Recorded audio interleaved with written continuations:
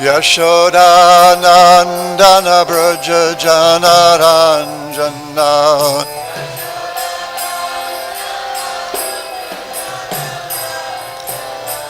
Yashodanandana Braja Janaranjana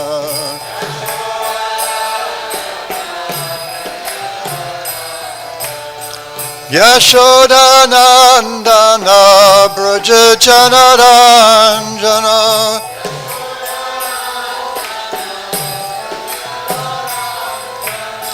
Jamuna Tira Vanachari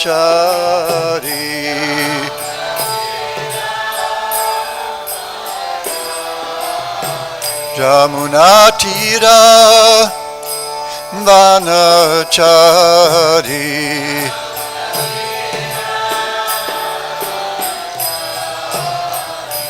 Hare Krishna Hare Krishna Krishna Krishna Hare Hare Hare Rama Hare Rama Rama Rama Hare Hare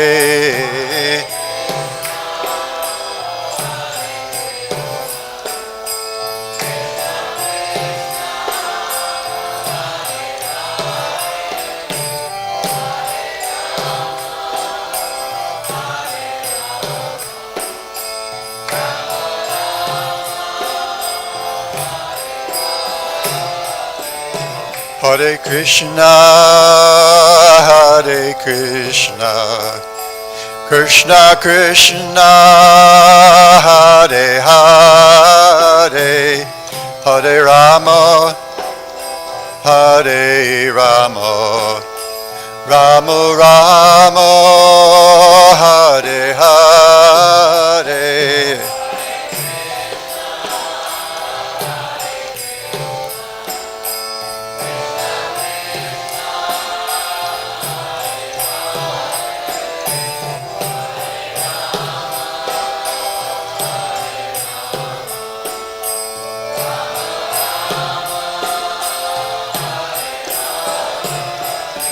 Hare Krishna, Hare Krishna, Krishna Krishna, Hare Hare, Hare Rama, Hare Rama, Rama Rama, Hare Hare.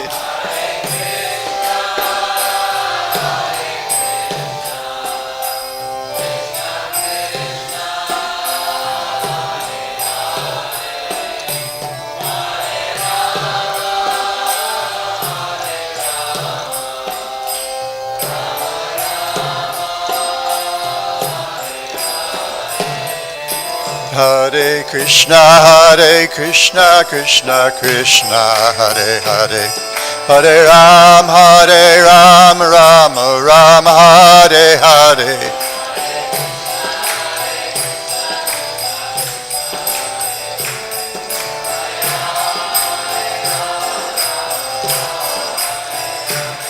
Hare Krishna, Krishna Krishna, Hare Hare, Hare Ram, Rama Rama, Hare Hare.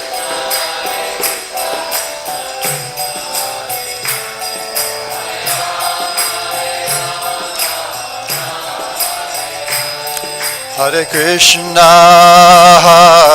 Krishna, Krishna Krishna, Hare Hare, Hare Rama, Rama Rama, Hare Hare.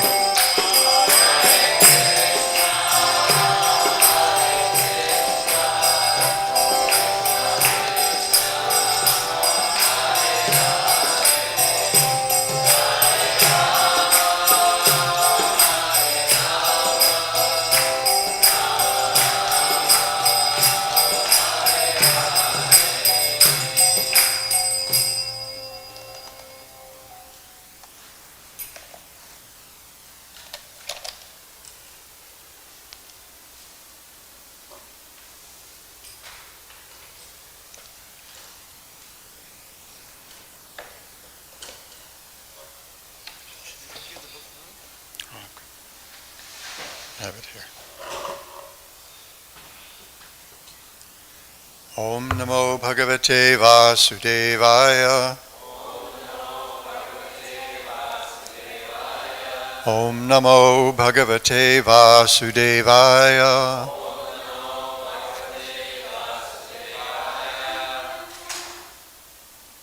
Om Namo Bhagavate Vasudevaya. I'm there. Thank you. So this morning we'll take a look at Srimad Bhagavatam, Canto 4, Chapter 2, Dakṣa curses Lord Shiva. New chapter. We got the setup in the last chapter, kind of a background. Now the action starts. Vidura uvāca. Bhave śīlavatāṁ śreṣṭhe. dakṣo duhitṛ-vatsalaḥ. Vidveṣam akarot kasmād. anādṛtyātmajāṁ. anādṛtyātmajāṁ satīm.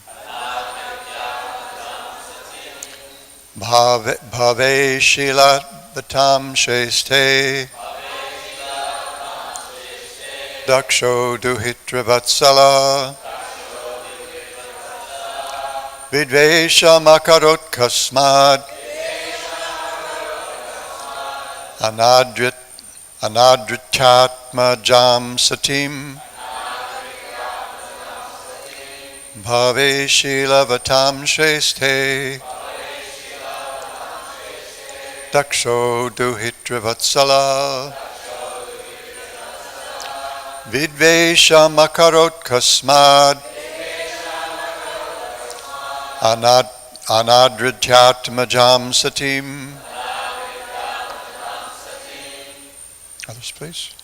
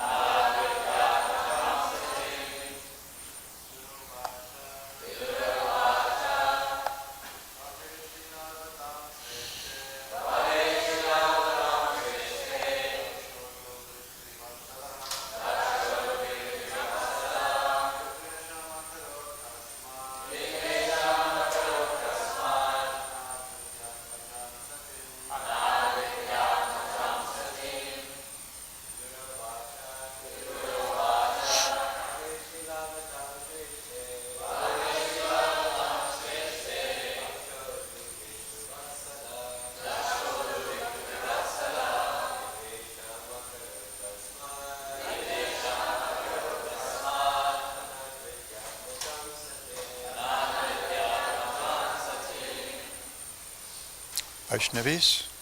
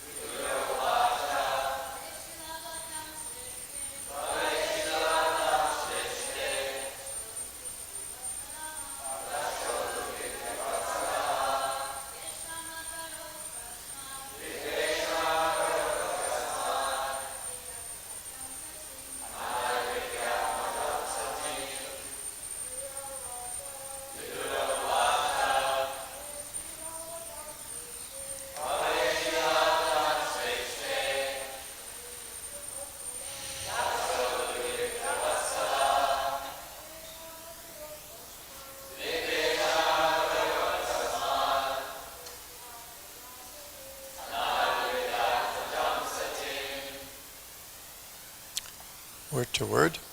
Vidura uvāca. Vidura said, bhave, toward Lord Śiva, śīlavatām, among the gentle, śreṣṭhe, the best, dakṣa, duhitṛ-vatsalaḥ, being affectionate toward his daughter,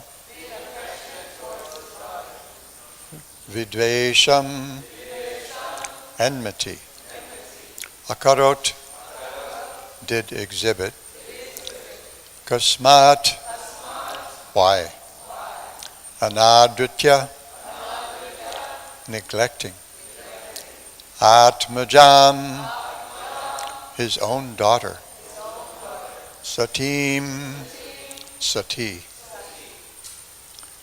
Translation and purport by His Divine Grace, A.C. Bhaktivedanta Swami Prabhupada. Vidura inquired, why was Dakṣa, who was so affectionate toward his daughter, envious of Lord Śiva, who is the best among the gentle? Why did he neglect his daughter Satī? Now, responsively, please. Vidura inquired, why was Dakṣa, who was so affectionate toward his daughter, envious of Lord Śiva, who is the best among the gentle? Why did he neglect his daughter Satī? Srila Prabhupada's purport. In the second chapter of the Fourth Canto, the cause of the dissension between Lord Śiva and Dakṣa, which was due to a great sacrifice arranged by Dakṣa for the pacification of the entire universe, is explained. Lord Śiva is described here as the best of the gentle, because he is not envious of anyone.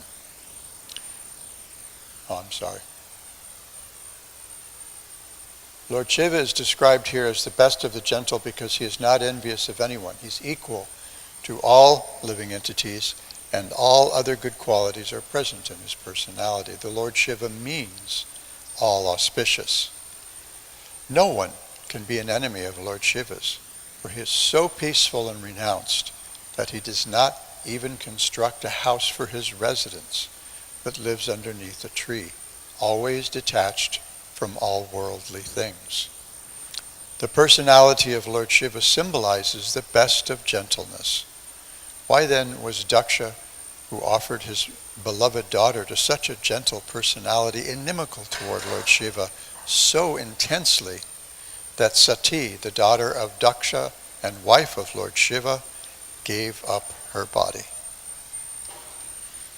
Om Jnana-timirantasya Jnananjana Shalakaya Chakshurunmilitang Jena Tasmai Shri Gurave Namaha Mukhaṁ karoti vācalam bhangum langhayate girim Yatkripātamahang bande Shri Gurun Dinataram Shri Chaitanya Manobhishtam Stapitam Yena Bhutale Svayam Rupa Kadamahyam Dadati Svapadantikam Nama Om Vishnupadaya Krishna Preshtaya Bhutale Srimate Bhaktivedanta Swaminiti Namine Namaste Saraswati Devi Gauravani Pracharine Nirvishesha Shunyavadi Paschatya Deshatarine Panchakalpa Tarubhyascha Kripa Sindhubhya Evacha Patitanam Pavanebhyo Vaishnavebhyo Namo Namah.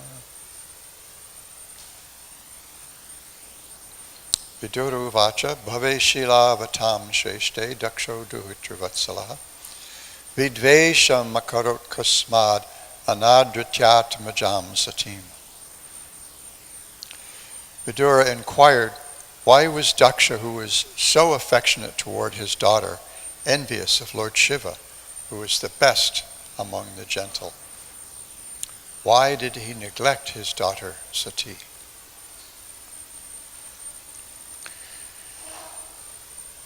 So there are a couple of things we see here. We're brought back to the level of the narrative where we are at this particular point in the Srimad Bhagavatam. There are, I think, three main levels of the narrative. And then there are other levels that maybe one or two levels below. So sometimes you have maybe 5 levels of narrative going on in the Srimad Bhagavatam. So the first level is Sutta Goswami answering the questions that the sages at Naimisharanya posed to him. And in order to do that, he tells how Maharaj Brikit was cursed by Sringi, the not fully qualified son of a Brahmana, for not a very good reason.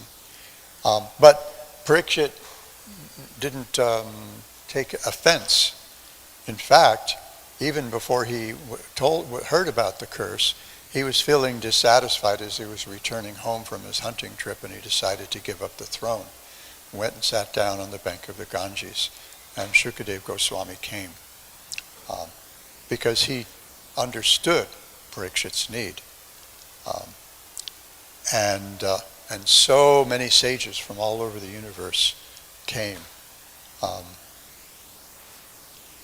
You might imagine if we had such a president, if the President of the United States decided that everything he's done is really not beneficial for humankind, he really needed to get down to the real business of human life, and went and sat down on the Potomac River, the bank of the Potomac River, maybe by the Jefferson Memorial or something, and Shukadeva Goswami sat down to help him or her. You can imagine the attention that it would bring. So all these sages came, including Shukadeva's father and spiritual master, Srila Vyasadeva, and his spiritual master, Narada Muni. And then, within that narrative, we have this discussion between Vidura and Maitreya. And then also we had Maitreya hearing from Uddhava. So we have all these different layers, and they all kind of fit together like those Matryoshka dolls, those Russian nested dolls. All these stories are nested within each other.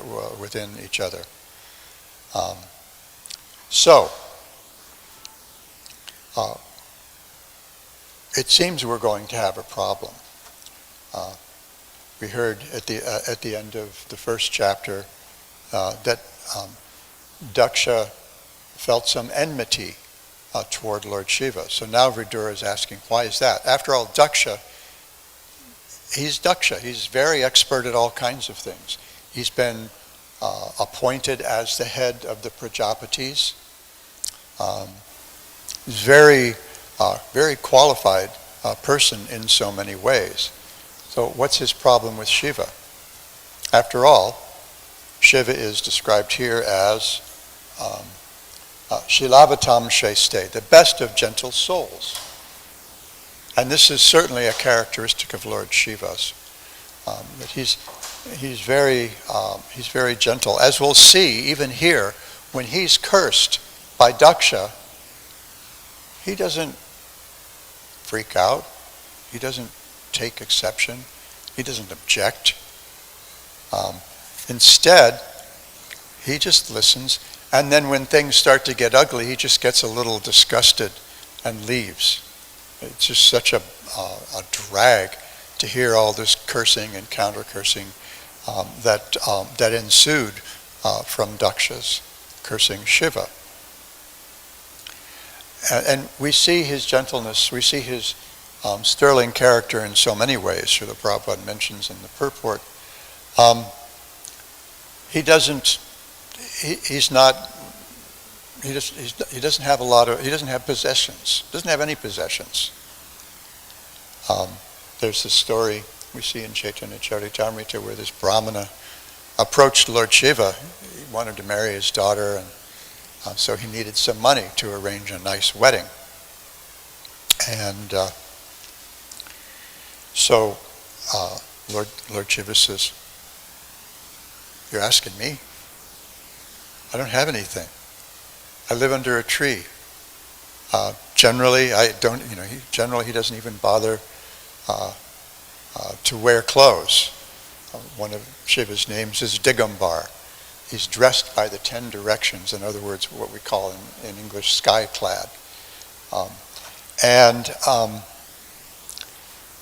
So he says, if you want some wealth, you need to go to Vrindavan and approach this sage called Sanatana Goswami.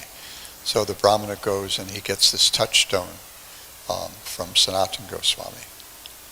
And which Sanatana had neglected. It was buried in the sand on the Jamuna. Practically, it was discarded, thrown away. Sanatana couldn't even remember where. Brahmana was able to find it, and then he started to have a doubt. Wait a minute, if he just threw this away, if he didn't care about this, what kind of wealth does he actually have? So he went back and he got the holy name, the greatest treasure, from Sanatana Goswami. This is all by the mercy of Lord Śiva, who doesn't have anything himself. Prabhupada says he lives under a tree. So, he's also, another name is Dhira. He's very sober, very grave. Nothing disturbs him. And Srila Prabhupada told this story, I think in Surat in 1970, that when he was in college, as part of his Sanskrit courses, they studied some of the writings of the poet Kalidas. And one of the plays they studied was Kumara Sambhava. So in Kumara Sambhava, the Devatas decide that they need Lord Śiva to have a son. But Lord Śiva is just sitting there, naked, meditating. How's he going to have a son if he's immersed in samadhi? So they send Parvati to Lord Śiva, and she worships his lingam.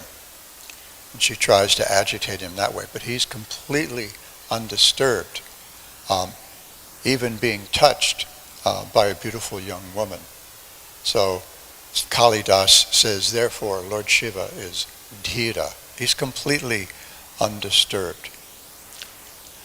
And so what is it that causes this problem? It's a misperception on Dakṣa's behalf, on Dakṣa's part. He's thinking he's the father-in-law of Lord Śiva. He's thinking he has some superior position because Shiva's married to his daughter. And this reminds me of a story. This took place here in LA, 1972, I think probably June of 1972. After Srila Prabhupada when Srila Prabhupada came to Honolulu to install the Panchatattva deities, he also gave some initiations, including a sannyas initiation to his disciple Siddha Swarup, who had, when he joined ISKCON, when he surrendered to Srila Prabhupada as a disciple, he had actually been acting as a guru before. He came with 50, 60, 70, maybe 80 disciples. He gave several properties to ISKCON, one on the north shore of Oahu, one on Maui, his original haiku meditation center. And so when Srila Prabhupada came in May of 72 to install the deities, he also told Siddha Swarup that, I want to give you sannyas. So the devotees put all that stuff together along with the preparations for the deity installation. And then, although Siddha Swarupananda had, his sannyas name was Siddha Swarupananda Goswami, and so although Siddha Swarupananda had done extensive preaching throughout the Hawaiian Islands and established a couple of temples on Kauai and had something going on Maui as well, Srila Prabhupada told him, you should travel around the mainland U.S. and preach more broadly as well. So Siddha came here while Srila Prabhupada was here after his visit to Honolulu. And in one of his meetings with Srila Prabhupada, Prabhupada observed, "Oh, your father must be very pious to have such a nice devotee as a son." And Siddha said, "Actually, Srila Prabhupada, my father is an atheist." Actually, Srila Prabhupada, my father is a communist. He knew what a buzzword that is for Srila Prabhupada. Prabhupada was not fond of communists because they'd created so much chaos, especially in Bengal. A lot of political agitation by the Naxalites and other communist factions. So Srila Prabhupada said, "Oh, well, you can tell him about Bhagavat communism." And Siddha said, "Well, Srila Prabhupada, the problem is he thinks he can't hear anything from me because he thinks he's my father." So when I hear this pastime, it reminds me of that. And Srila Prabhupada's response was, "Oh, I'm old enough to be his father, so you can send him to me. Maybe he'll hear from me."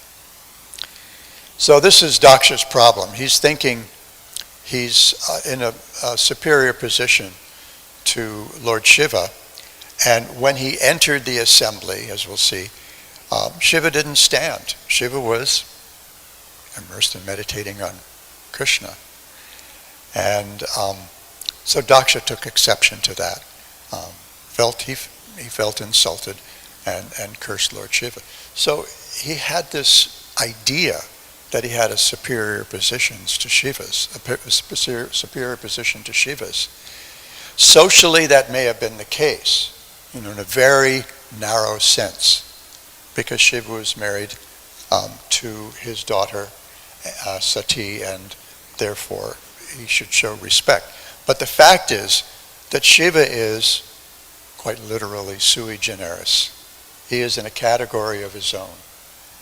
In a sense, he's Vishnu, but because he's been, and this is a little complicated, Shiva's tattva, the truth about Shiva is actually quite complex.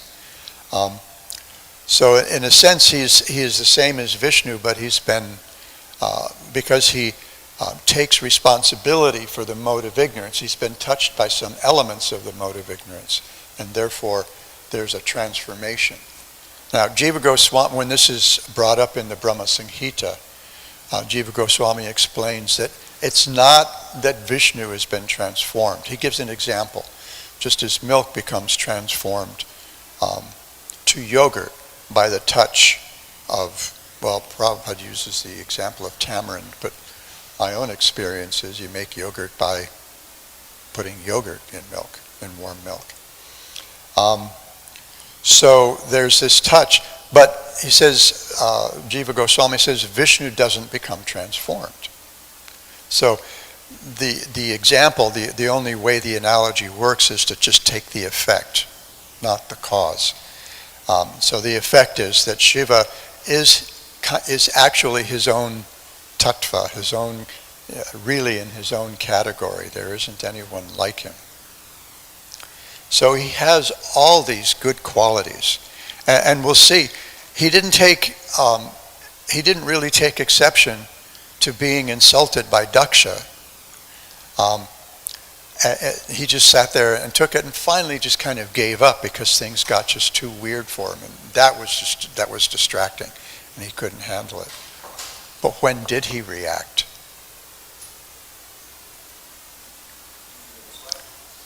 When Satī took her life, when Satī gave up her body, because of its connection with Dakṣa, which she saw as a great contamination, then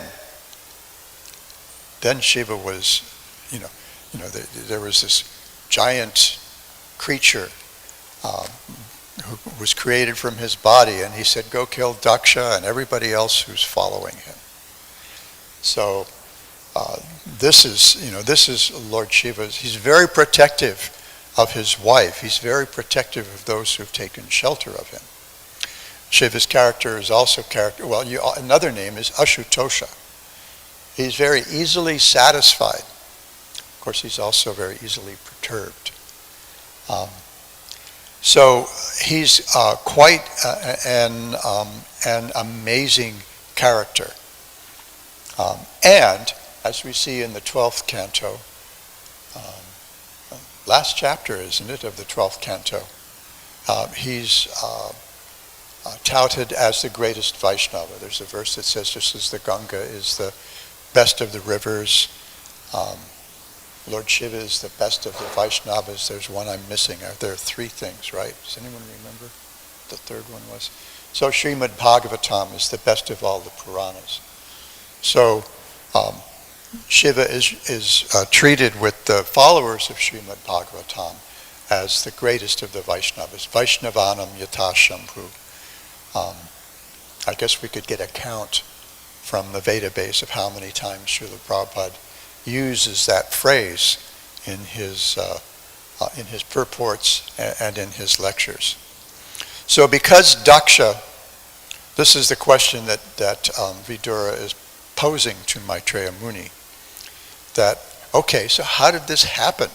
Because dakṣa is this very qualified personality, and Shiva is the best of all gentle souls. So how did this enmity grow? And it's just because dakṣa was frankly identifying with his body. He's thinking he's Lord Shiva's father-in-law, therefore Shiva was bound to show him respect when he entered the sacrificial arena.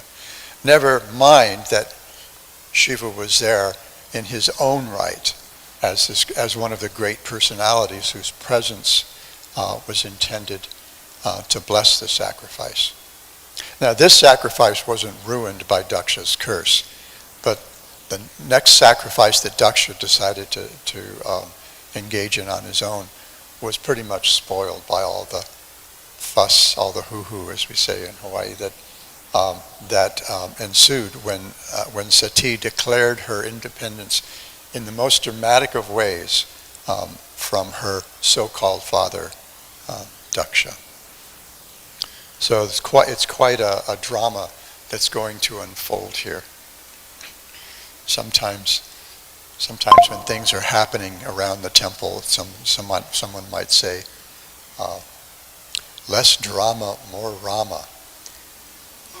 And I'll just shrug and say, I'm sorry, have you read the Ramayana?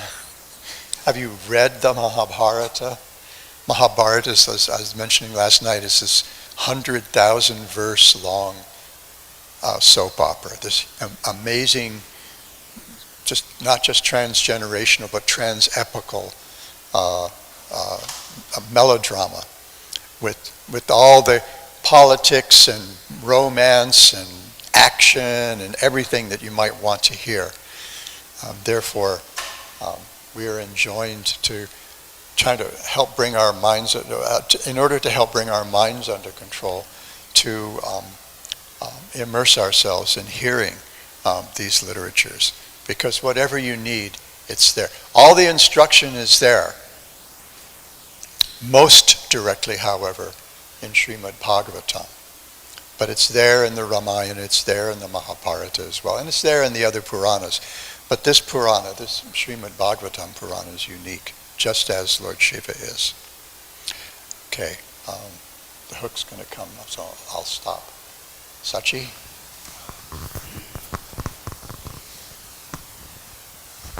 Thank you, Maharaj. In the purport is mentioned the word envy, and I was just trying to figure out how is that, because normally we hear that you are envious of someone when you don't have something that the other person has. And dakṣa is a materialist. He has all the opulence and so many things. Shiva doesn't have those. Lord Shiva doesn't have those things. Is it because of his spiritual, like being duhitṛ, like you say? Or what is the envy? How does envy fit here? Oh, well, I think he's using envy in a broad sense, because in the word to word, I think he uses enmity. this dvesha. Dvesha. So I think he's using it, envy, in a sort of broad sense, almost synonymously. But it may be that there's this envy because of Lord Shiva's special position. He didn't acknowledge dakṣa. So it's just a bad, feeling. He was very affectionate to his daughter. I have two daughters of my own. He's very affectionate to his daughter. I know what that's about. But as we'll see, as he's cursing Lord Shiva, he's thinking, giving my daughter to Lord Shiva in marriage, that was a bad idea. And again, a lot of the insults that he was hurling against Lord Shiva could also be read as glorifications, as we'll see as we go along. Just as with Shishupal and Krishna. We don't even know what kind of family he's from, and all these different things that Shishupal was saying about Krishna. I think that he's using envy kind of interchangeably with enmity, as sort of kind of just a broad ill feeling. The thing is, he's not recognizing, for the moment, he's not recognizing Shiva's exalted position, which was part of his impetus for giving his daughter to Shiva. But now he seems to have forgotten that, because he's thinking, well, I'm all that. I'm the chief Prajapati, I'm rich as anything, and he's not giving me my due respect. But the fact is, we should always be ready, as Lord Chaitanya Mahaprabhu says, to offer all respect to others without expecting any for ourselves. So dakṣa will be straightened out in the course of the story here. Brigupati Prabhu. Just a small technical question. You mentioned that Maharaj Parikshit decided to sit down at the bank of the Ganges even before he heard about the curse. I was always under the impression that he knew that he had been cursed to die in 7 days, but I could be wrong. I mean, do you clearly remember reading that in the Bhagavatam? I do remember reading that. Now I have homework for my sins, for having given so many thousands of people homework over the years. Now I'm always getting homework. I'm going to have to go back and look and see where I found that. We'll have to just wait until tomorrow to discuss it at breakfast, because I'm going to have to look that up. But I was always under that understanding too. And then I read somewhere that he had already resolved before he even got home. He just felt so disturbed by the whole thing that he had decided to give everything up. It's not, and there was news, I guess, when he got home. And he didn't. There were no formalities. He just went home, left his horse, and then he left charge of the kingdom to his son, and then went and sat down on the river. I mean, we also read in the Bhagavatam, one place we read that he sat down on the bank of the Jamuna, which would make sense, because Hastinapur is near the Jamuna, but also we read also on this bank of the Ganga. And Vishwanath Chakravarti Thakur, I don't remember exactly how Vishwanath Chakravarti Thakur resolves that, but he does somehow. That maybe they're essentially identical or something. Mm-hmm. And the other little thing was, in the translation it was saying dakṣa was performing the sacrifice to pacify the universe. Any background information on that? Was there some particular thing that was going on, or was it just like a scheduled sort of, anything? I was thinking about that myself this morning, and I didn't have time to chase it down. Okay. I have to admit. I don't know. But I'll add that to my homework.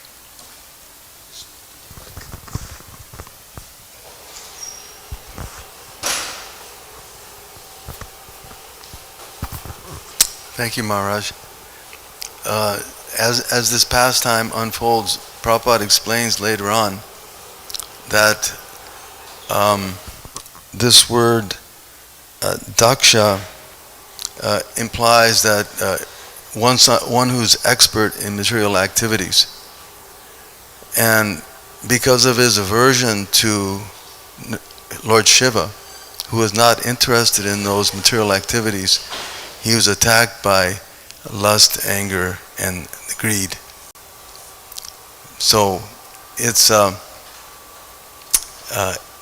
because of his, as you pointed out, his attachment to materialistic life and expert in all sorts of material activities, he was disturbed by someone who was not interested in such things, and so he was attacked by that anger, lust, and greed.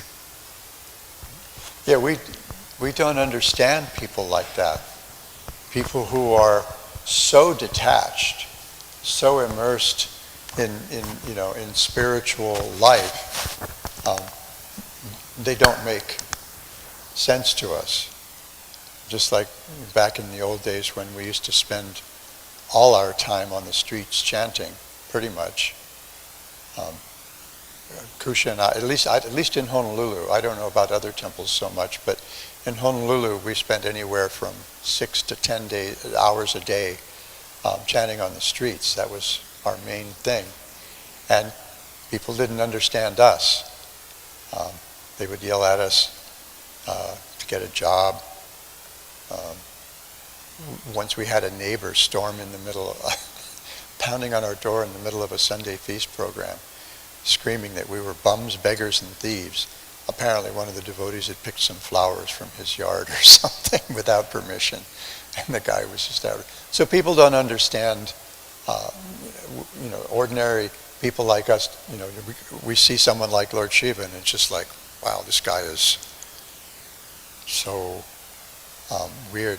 I remember, of course, sometimes it works the other way too. I remember when we were getting ready to graduate from high school, there was this particular place we used to visit in Georgetown in Washington, D.C., and there was a little park right near there. And whenever we would go there, it was a liquor store that we would visit. There was this really nice little park, as there are in Washington, D.C., and there was this old, really disheveled guy with, for then, 1965, longish hair and a beard and just really disheveled clothes. And my friend Doug and I kept thinking, this guy must be some kind of sage. And eventually, we got up the gumption to sit down next to him and see if we could get a little of his wisdom. And he was just some old unhoused guy who was drunk. So, it's real easy to misjudge like that. When you're, we were all starry-eyed and we thought, we were reading Jack Kerouac's On the Road or something like that. And we thought, oh, this guy must be some kind of sage. And it turns out he was just some unfortunate man.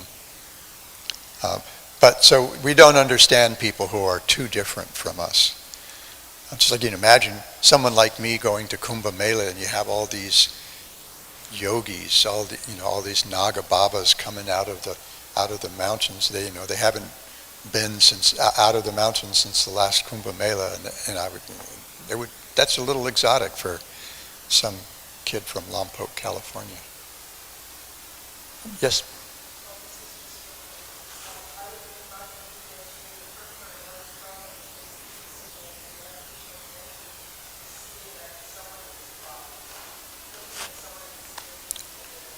Yeah.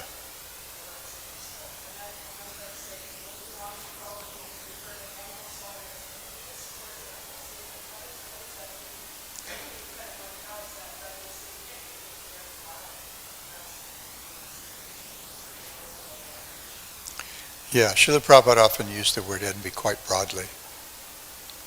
Brigapati Prabhu, you had a follow-up or something?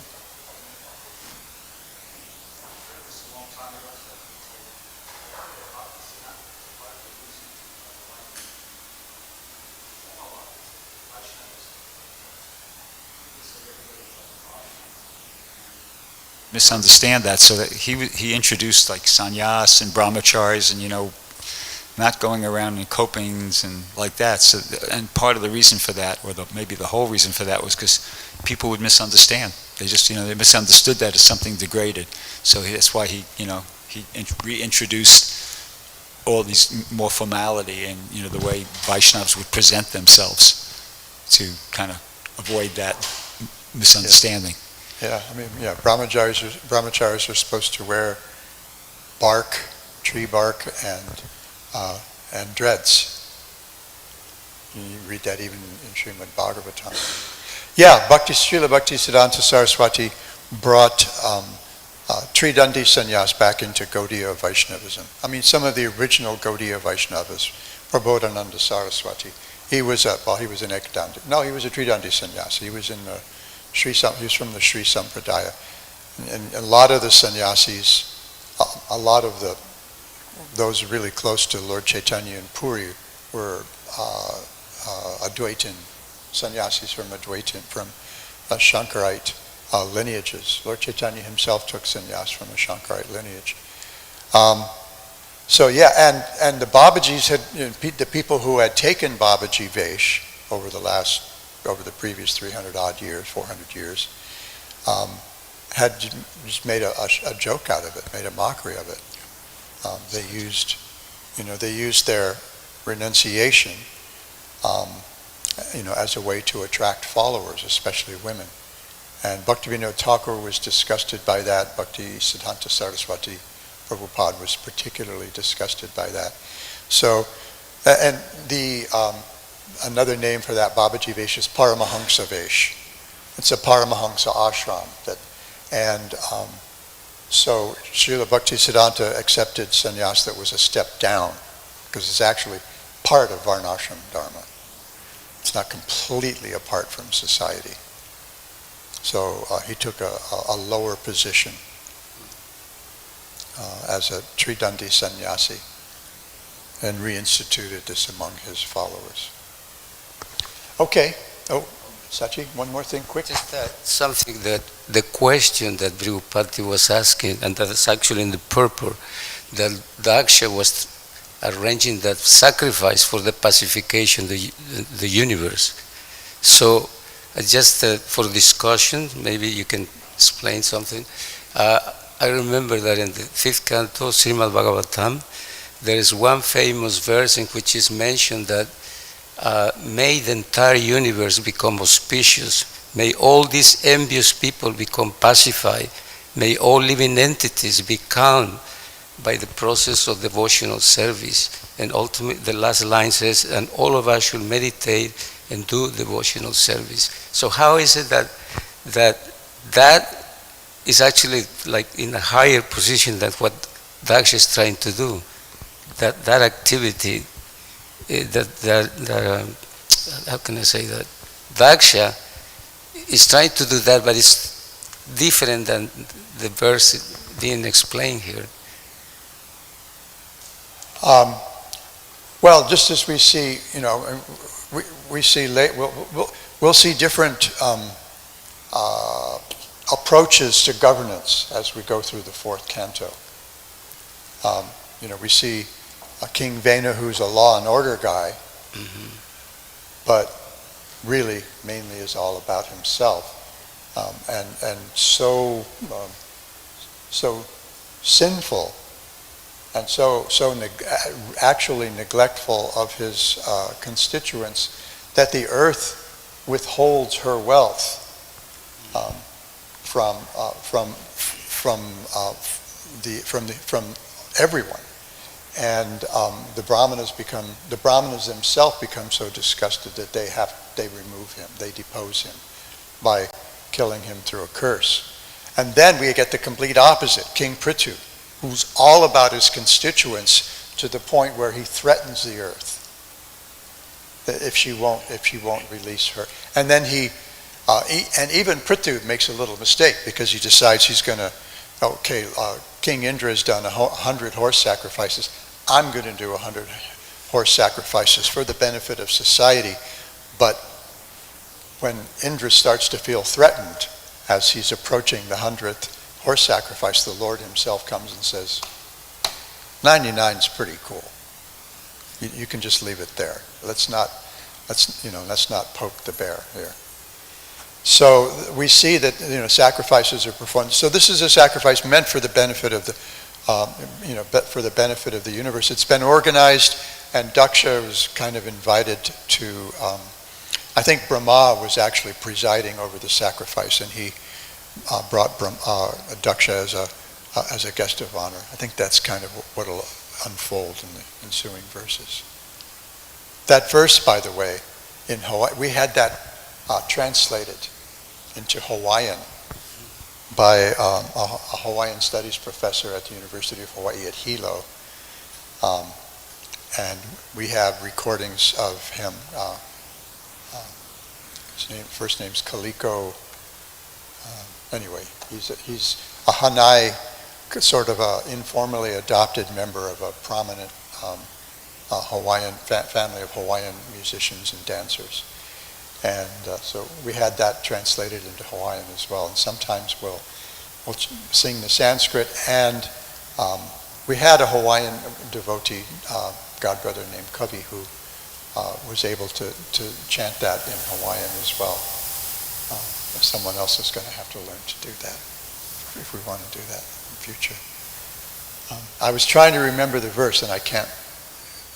I got a couple of the words, but not enough to. Which one? Which verse? From the fifth. This one? From the fifth canto. Swastiastu vishvasa. Swastiastu vishvasa. Swastiastu, yeah. Swastiastu vishvasu proceeded, yeah. Every once in a while, if I get on Facebook and things seem too weird, I'll just post that with a big picture of a lotus flower. It's like, let's calm down. All right, thank you all so much. Grantha Raja Srimad Bhagavatam ki jai, Gaura Bhaktivinoda ki jai.